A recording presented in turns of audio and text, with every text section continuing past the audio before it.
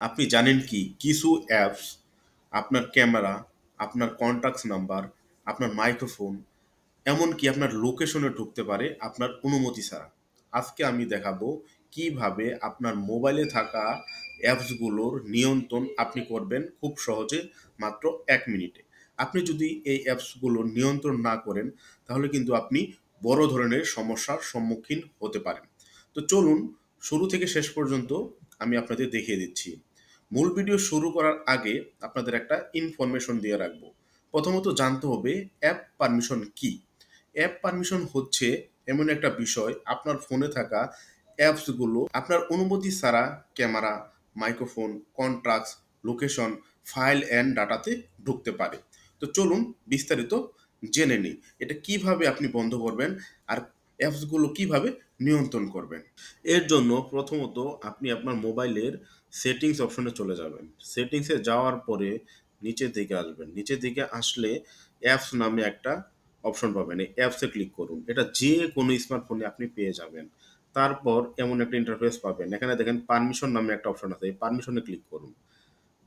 পারমিশনে click করলে আবার পারমিশনে click করুন। দেন আপনার মাঝে এমন একটা ফিচার আসবে।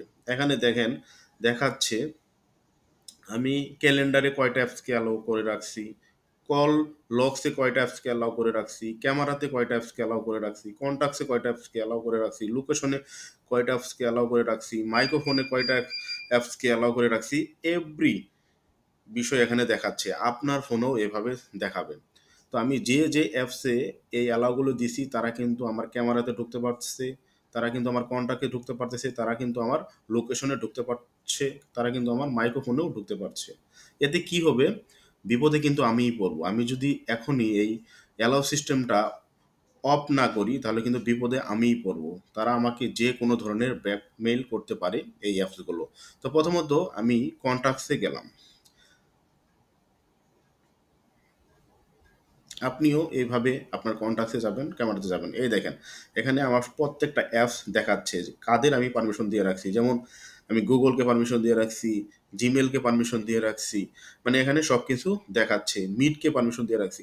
তো এগুলো কি করব, এগুলো আমাকে অফ করতে হবে। আপনিও এভাবে অফ করে দেবেন।